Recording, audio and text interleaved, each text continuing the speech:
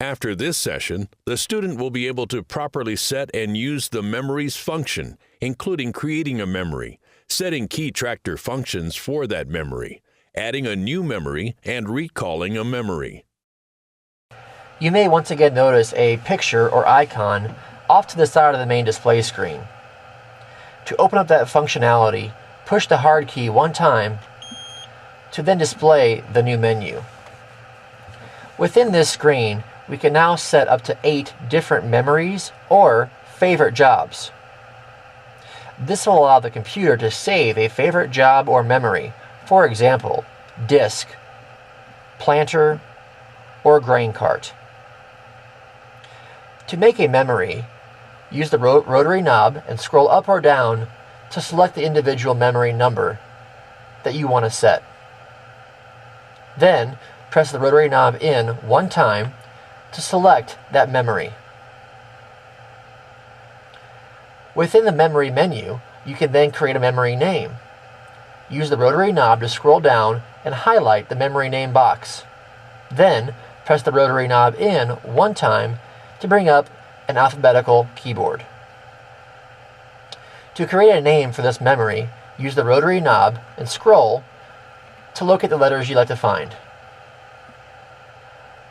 To utilize that letter, press the rotary knob in one time to display that letter.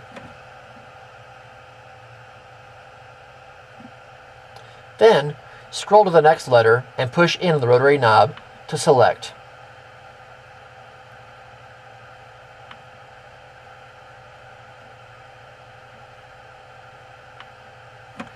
Once you have created a memory name, you must hit the check mark to save.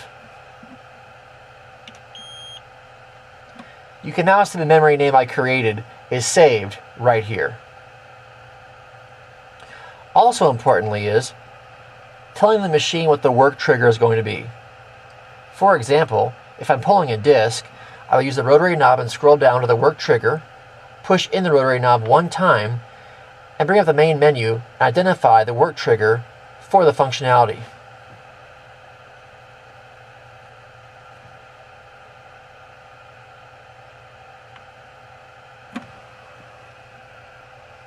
After creating a memory name, you must also tell the machine what the work trigger is, or how will the machine know you're in work versus roading or making a headland turn. For example, use the rotary knob and push in one time to make adjustments. For example, we can utilize PTO engagement, 3-point lift or lower, hydraulic valve 2, or hydraulic valve 1. To make a selection, press the rotary knob in one time and save that setting. Lastly, use the rotary knob and scroll down to set your implement width. For example, I'm pulling a Sunflower 1435 30-foot disc. Push the rotary knob in one time and scroll to set your width.